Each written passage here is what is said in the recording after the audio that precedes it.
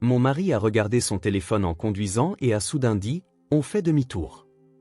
1 heure après le début de notre voyage en famille, j'ai demandé « Pourquoi ?» Tu comprendras quand on sera rentré à la maison, dit-il avec une expression grave. Nous nous sommes garés près de la maison et avons regardé discrètement par la fenêtre.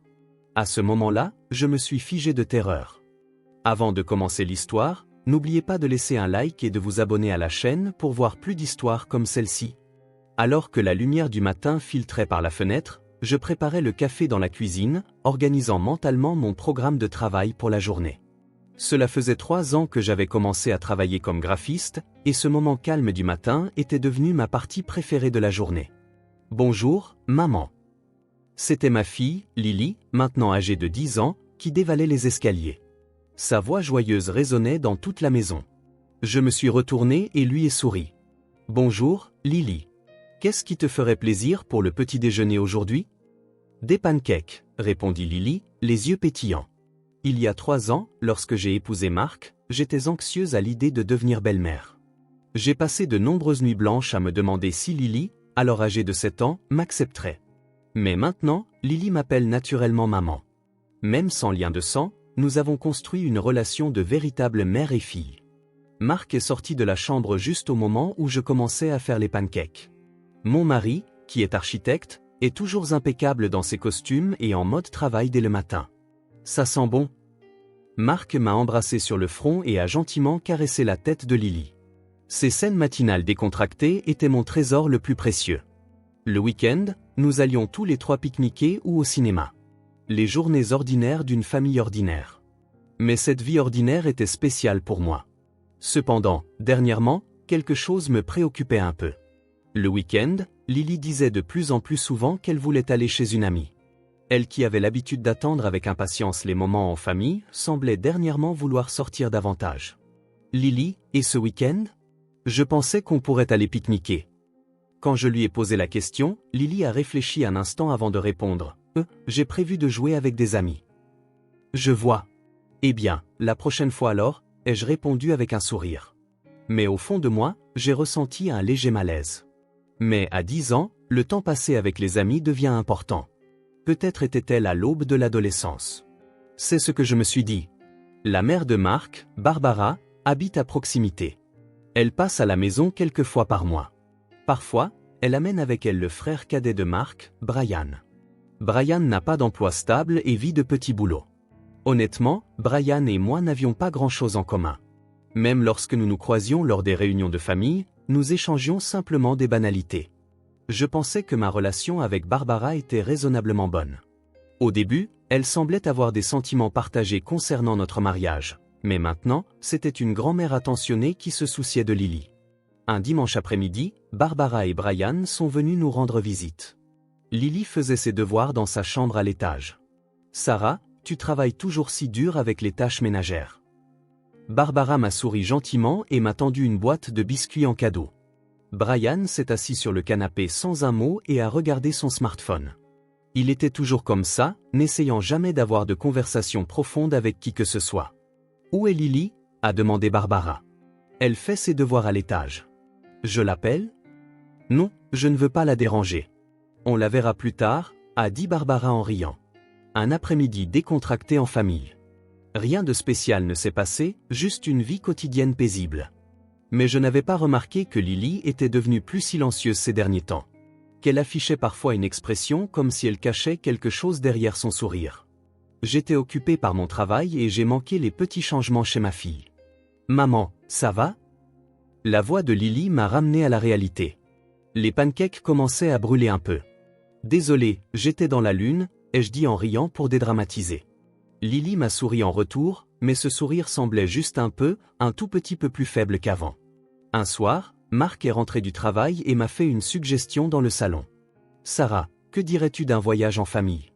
Ça fait un moment. » Ses yeux étaient fatigués, mais ils brillaient d'une lueur chaleureuse. « Un voyage ? Ça a l'air super. Où irions-nous ? Que dirais-tu du Grand Canyon pendant environ 3 jours ? Je devrais pouvoir prendre quelques jours de congé. » Marc avait eu des journées bien remplies en tant qu'architecte. Ces derniers mois, il avait été absorbé par un grand projet et n'avait pas pu passer beaucoup de temps avec la famille. C'est pourquoi cette suggestion m'a rendue heureuse. Lily sera ravie, ai-je dit. Quand j'ai appelé Lily de l'étage, elle a dévalé les escaliers. Quoi? Maman, on part en voyage au Grand Canyon. Tu veux venir? Le visage de Lily s'est illuminé. Vraiment? Je veux y aller. Quand? Samedi prochain, a répondu Marc. Lily a sauté de joie. Voir ce sourire m'a rendue sincèrement heureuse, moi aussi. J'avais l'impression que Lily était un peu déprimée ces derniers temps, alors j'espérais que ce voyage lui changerait les idées. La semaine suivante, nous avons été occupés à préparer le voyage. Lily faisait joyeusement ses bagages. Entre deux tâches professionnelles, je cherchais des restaurants et des hôtels à notre destination. Marc a vérifié la voiture et confirmé les cartes. La veille du départ, nous nous sommes réunis dans le salon pour une dernière vérification. L'appareil photo. C'est bon. Les médicaments de Lily. Je les ai mis dans le sac. Dans cette atmosphère paisible, Lily a dit qu'elle était trop excitée pour dormir.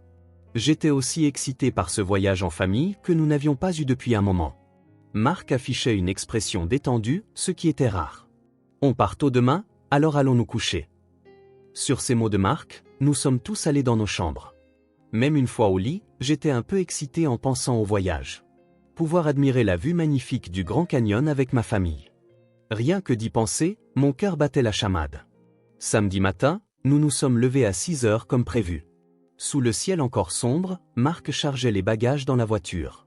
Lily se frottait les yeux endormis mais affichait un sourire. Allez, on y va. Marc a saisi le volant et a démarré le moteur. Je me suis assise sur le siège passager et Lily a bouclé sa ceinture à l'arrière. Alors que la voiture se mettait doucement en mouvement, j'ai regardé par la fenêtre. C'était encore l'heure où la ville dormait. Au moment où nous sommes arrivés sur l'autoroute, le ciel commençait à s'éclaircir. À l'arrière, Lily avait mis ses écouteurs et écoutait sa musique préférée. Elle regardait par la fenêtre de temps en temps, se balançant joyeusement au rythme de la musique. Ça fait un moment que je n'ai pas eu de congé, a murmuré Marc. Son profil était calme et semblait un peu moins fatigué. C'est vrai. Tu as été si occupé dernièrement, ai-je répondu tout en cherchant des restaurants à notre destination sur mon smartphone. Il y avait apparemment un steakhouse très bien noté près du Grand Canyon. J'avais hâte de prendre un repas tranquille en famille. La voiture roulait sans encombre. Tout en regardant le paysage changer progressivement, j'élaborais le programme du voyage dans ma tête. Premier jour, installation à l'hôtel et exploration des environs. Deuxième jour, visite approfondie du Grand Canyon. Troisième jour, retour à la maison. Je pensais que c'était un plan parfait. Environ 1 heure après notre départ, Marc a soudainement jeté un coup d'œil à son smartphone qu'il avait laissé sur le siège passager. Comme nous étions à un feu rouge, il a regardé l'écran. À cet instant, son expression a changé. Un visage blême, comme si tout le sang s'en était retiré.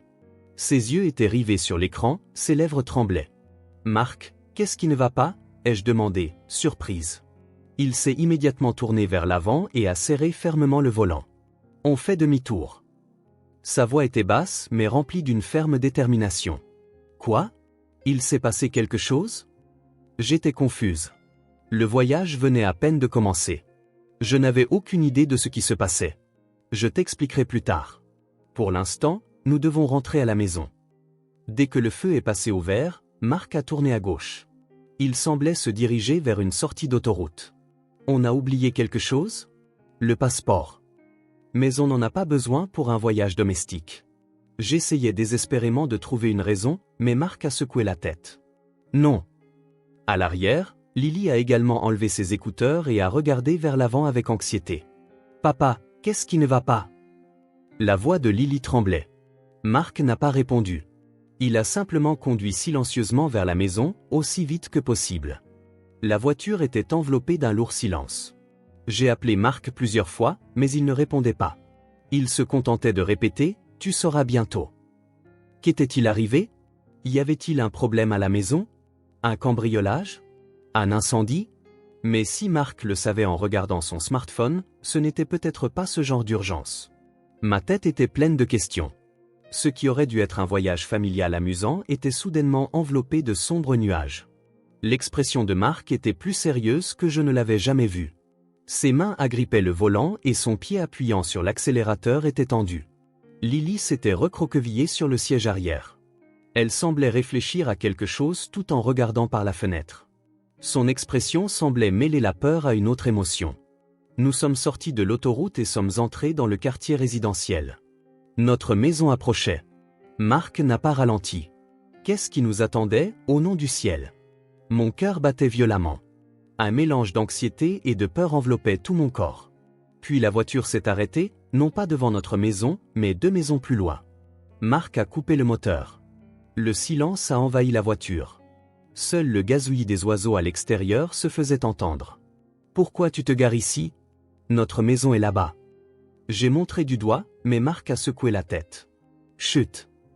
Il a mis son index sur ses lèvres pour nous faire signe, à Lily et à moi. Puis il a lentement ouvert la portière de la voiture. Il faisait extrêmement attention à ne faire aucun bruit. Je l'ai suivi. Lily a essayé de sortir du siège arrière, mais son corps tremblait. « Lily, ça va ?» J'ai pris la main de ma fille. Sa main était froide et moite. « Maman ?» La voix de Lily était faible, elle a commencé à dire quelque chose puis s'est arrêtée. Marc nous a fait signe. Nous avons marché tous les 3 silencieusement le long du trottoir, nous approchant de notre maison. Le son de mes battements de cœur résonnait dans mes oreilles. « Marc, qu'est-ce qui se passe? C'est un cambrioleur ?» ai-je demandé à voix basse, mais Marc n'a pas répondu. Il fixait simplement la maison avec une expression grave. Quand nous sommes arrivés devant la maison, Marc nous a arrêtés.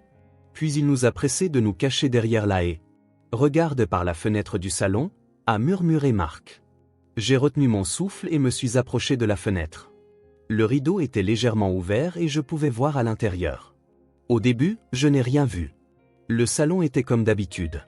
Le canapé, la table, tout était tel que nous l'avions rangé avant de partir. Mais quelqu'un était là. Je pouvais voir le dos d'un homme. Il portait un t-shirt noir et un jean. La silhouette marchait lentement vers les escaliers menant au 2e étage. Tout le sang s'est retiré de mon corps. Qui? Mais au moment où cette silhouette s'est retournée, j'ai réalisé que c'était Brian. Pourquoi? Ai-je murmuré. Marc m'a attrapé l'épaule. Regarde. Brian a commencé à monter les escaliers. Il se dirigeait vers le 2e étage. Notre chambre. Non, pas ça. Il se dirigeait vers la chambre de Lily. Vers la chambre de Lily, a murmuré Marc d'une voix sourde. À cet instant, tout mon corps s'est figé. Pourquoi? Pourquoi la chambre de Lily? Je me suis retourné pour regarder Lily. Ma fille tremblait légèrement derrière la haie. Son visage était pâle, elle se mordait la lèvre. En voyant cette expression, j'ai compris. Lily savait. Lily. Alors que j'allais l'appeler, Marc m'a tendu son smartphone. Regarde ça. L'application de la caméra de sécurité était ouverte sur l'écran. Une vidéo enregistrée était en cours de lecture. À l'écran, Brian se promenait dans la maison, entrait dans la chambre de Lily, puis s'asseyait sur le lit de ma fille et enfouissait son visage dans l'oreiller, ouvrait le placard et touchait les vêtements, ouvrait le tiroir du bureau et prenait quelque chose. Mes mains tremblaient. J'ai failli laisser tomber le smartphone. Depuis combien de temps? Je le sais depuis quelques mois, a répondu Marc. Mais je n'étais pas certain. C'est pourquoi j'ai installé la caméra de sécurité sans le dire à Lily. J'étais sans voix. Quelques mois. Alors la raison pour laquelle Lily voulait quitter la maison le week-end était... Est-ce que Lily savait? Je me suis tourné vers ma fille. Lily a hoché légèrement la tête, les larmes montant à ses yeux. Oncle. La voix de Lily tremblait. J'avais peur. En entendant ces mots, quelque chose en moi a craqué. La colère, la tristesse et la colère contre moi-même se sont mélangées. Pourquoi n'avais-je rien remarqué? Ma fille vivait quelque chose de terrifiant. La raison pour laquelle elle voulait quitter la maison les week-ends. La raison pour laquelle elle n'était plus elle-même ces derniers temps. Tout était à cause de Brian. J'appelle la police tout de suite. J'ai essayé de sortir mon smartphone, mais Marc a arrêté ma main. Attends. Nous devons obtenir des preuves. Des preuves? Nous avons cette vidéo. Il nous faut des preuves plus solides.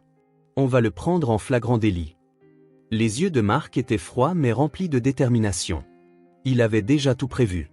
Mais c'est dangereux. Ça va aller. Fais-moi confiance. Marc nous a regardés, Lily et moi. Vous deux, attendez ici. Quoi qu'il arrive, n'entrez pas. J'ai hoché la tête. Mais à l'intérieur, j'étais confuse. Le frère de Marc, Brian, s'introduisait dans la chambre de ma fille, Et pas seulement une ou deux fois, depuis des mois. J'ai serré Lily dans mes bras. Le corps de ma fille était secoué de petits tremblements. « Maman, je suis désolée », a dit Lily à travers ses larmes. Je ne pouvais le dire à personne. Je pensais que personne ne me croirait. « Ce n'est pas grave, Lily. Tu n'as rien fait de mal. » J'ai caressé la tête de ma fille. Mais au fond de moi, je me blâmais. Pourquoi n'avais-je rien remarqué plus tôt? Marc s'est levé. Il a commencé à marcher vers la porte d'entrée. J'ai retenu mon souffle en regardant son dos. Qu'allait-il se passer maintenant? La peur et la colère mêlées dominaient tout mon être. Mais en même temps, je sentais une détermination à connaître la vérité. Marc a posé sa main sur la poignée de la porte d'entrée. Il l'a tournée lentement. La serrure n'était pas verrouillée. Brian avait utilisé un double des clés pour entrer. J'ai entendu le bruit de la porte qui s'ouvrait doucement. Tout en tenant Lily, je regardais avec un sentiment proche de la prière. Un léger bruit venait de l'étage. Brian était toujours dans la chambre de Lily. Marc a disparu à l'intérieur de la maison. Silence. J'étais si tendu que j'avais l'impression que mon cœur allait s'arrêter. Lily retenait aussi son souffle. Et soudain, une voix forte a résonné de l'étage. « Qu'est-ce que tu fais là ?» Au moment où j'ai entendu le cri de colère de Marc, je n'ai plus pu tenir. Tenant toujours la main de Lily, j'ai couru vers la porte d'entrée. « Maman, attends !» Lily a essayé de m'arrêter, mais je ne me suis pas arrêté. Je devais protéger ma fille. Cette pensée remplissait mon esprit. Quand j'ai ouvert la porte d'entrée et que je suis entré, j'ai pu entendre des voix venant de l'étage. « Ah, je pensais que vous étiez en voyage. » C'était la voix de Brian. La surprise et une autre émotion s'y mêlaient. La culpabilité? Non, différent. Il avait juste l'air confus. J'ai monté les escaliers en courant. Lily me suivait. La porte de la chambre de ma fille était ouverte. À l'intérieur, Marc et Brian se faisaient face. Brian était assis sur le lit de Lily. Il tenait la peluche de ma fille dans sa main. Sur le bureau, des objets sortis d'un tiroir ouvert étaient éparpillés. Un journal intime, des photos et des sous-vêtements. J'ai eu la nausée. « Qu'est-ce que tu fais ?» criai-je aussi. Brian m'a regardé et s'est levé précipitamment. « Sarah, ce n'est pas ce que tu crois. J'étais juste... » « Juste quoi ?» a dit Marc d'une voix basse. « C'est la combienième fois ?» À ces mots, j'ai regardé mon mari avec surprise. Je me doute de quelque chose depuis 3 mois. Marc était calme, réprimant sa colère, se contentant d'énoncer les faits. Au début, je pensais que c'était mon imagination. Mais le comportement de Lily était étrange. Des choses dans sa chambre avaient été légèrement déplacées, alors j'ai installé la caméra de sécurité. Marc a sorti son smartphone et a tourné l'écran vers Brian. Tout est enregistré. À l'écran, plusieurs enregistrements datés étaient alignés. Tous montraient Brian s'introduisant dans la maison. Et aujourd'hui, j'ai couvert ma bouche avec ma main. La nausée ne passait pas. Brian a tenté de trouver une excuse, mais Marc a continué, on va aussi vérifier ton smartphone. Là, le visage de Brian est devenu livide. Cette réaction disait tout. La sonnette a retenti. C'était la police. Marc avait tout prévu depuis le début. Il avait fait semblant de partir en voyage pour vider la maison et attendu que Brian s'introduise. 2 policiers sont montés à l'étage. Voici le suspect, a expliqué calmement Marc. Les officiers se sont approchés de Brian. Brian Carter, nous vous demandons votre coopération volontaire pour suspicion de violation de domicile. Brian n'a pas résisté. Il a simplement regardé alternativement Marc et moi avec une expression qui semblait vouloir dire quelque chose. Les officiers ont saisi le smartphone de Brian comme preuve. Puis ils l'ont menotté. C'est un malentendu, a tenté de se justifier Brian jusqu'au bout. Mais Marc a juste regardé son frère avec des yeux froids. Brian a été emmené en bas par les officiers. En regardant sa silhouette s'éloigner, mon corps tremblait de colère et de dégoût. Lily se tenait à mi-chemin dans les escaliers. Quand Brian est passé à côté d'elle, elle a baissé les yeux. « Lily !» Brian a essayé d'appeler ma fille, mais un officier l'a arrêté. Silence. La porte d'entrée s'est refermée. La maison est redevenue silencieuse. Mes forces m'ont abandonné et je me suis appuyé contre le mur. Marc m'a soutenu. « Ça va ?» « Ça ne va pas du tout. » Je pleurais. Des larmes mêlées de colère, de tristesse et de dégoût de moi-même. Lily a monté les escaliers. Des larmes coulaient des yeux de ma fille. Maman. Lily, viens là. J'ai serré ma fille dans mes bras. Lily a versé de grosses larmes dans mes bras. Maman, en fait, a commencé à dire Lily d'une voix tremblante. Il y a 6 mois, oncle a commencé à agir bizarrement. J'ai écouté en silence en caressant le dos de ma fille. Au début, il était gentil. Il me donnait des bonbons et me posait des questions sur l'école, mais petit à petit, il est devenu étrange. Comment ça? Il voulait prendre des photos, ses câlins duraient trop longtemps, et j'ai remarqué que des choses dans ma chambre avaient été déplacées. Lily a continué, j'ai essayé de le dire à papa aussi, mais papa et grand-mère disaient, c'est ton oncle. Et moi alors? Pourquoi ne me l'as-tu pas dit? Ma voix tremblait. Lily a levé son visage et m'a regardé avec des yeux trempés de larmes. Je pensais que tu ne me croirais pas non plus. Pourquoi? Parce que maman ne pensait pas qu'oncle Brian était une mauvaise personne. Tu lui parlais normalement aux réunions de famille. J'étais à court de mots. Il était vrai que je n'avais jamais soupçonné Brian, juste un beau-frère. Je n'étais pas particulièrement proche de lui, mais je pensais qu'il était une personne inoffensive. En plus, maman, tu es ma belle-mère, a dit Lily d'une petite voix. Tu n'es pas ma vraie maman, alors j'ai pensé que peut-être tu ne me croirais pas. Ces mots m'ont profondément blessé. Lily, ce n'est pas vrai. Je suis ta vraie maman. Même si nous ne sommes pas liés par le sang, mes sentiments pour te protéger sont réels. Mais c'était aussi de ma responsabilité si ma fille avait ressenti cela. J'aurais dû remarquer les changements chez ma fille plus tôt. J'aurais dû l'écouter davantage. Marc s'est assis à côté de nous. Lily, je suis désolé. Papa a réalisé trop tard. Ce n'est pas la faute de papa, a secoué la tête Lily. Mais papa a remarqué, n'est-ce pas? Tu as installé la caméra. Marc a caressé la tête de sa fille. J'aurais aimé remarquer plus tôt. Nous nous sommes serrés tous les trois dans la chambre de Lily. C'était un moment mêlé de larmes, de regrets et d'un peu de soulagement. Quelques heures après l'arrestation de Brian, on a frappé violemment à la porte d'entrée. C'était Barbara. Qu'est-ce que ça signifie, de faire arrêter mon fils? Le visage de Barbara était rouge de colère. Je lui ai fait face à la porte d'entrée. Marc est sorti de derrière moi. Calme-toi. Comment veux-tu que je me calme? J'ai appris que Brian avait été emmené par la police. Marc a sorti son smartphone et lui a montré les images de la caméra de sécurité. Barbara a fixé l'écran. Au début, elle avait l'air incrédule, mais peu à peu, son expression a changé. Barbara était à court de mots, mais elle m'a immédiatement foudroyé du regard. Tu as piégé mon fils. Cette belle-mère a lavé le cerveau de mon fils. À cet instant, la voix de Lily a résonné du haut des escaliers.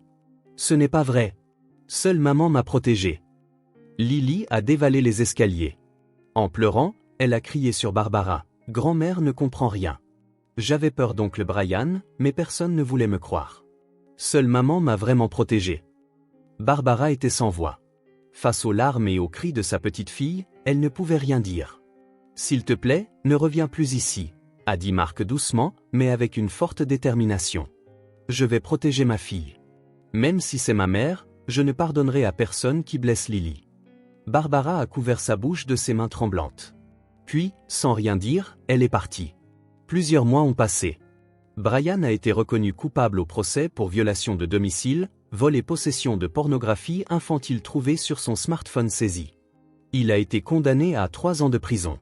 Même après sa libération, il serait inscrit au fichier des délinquants sexuels et soumis à une surveillance par GPS.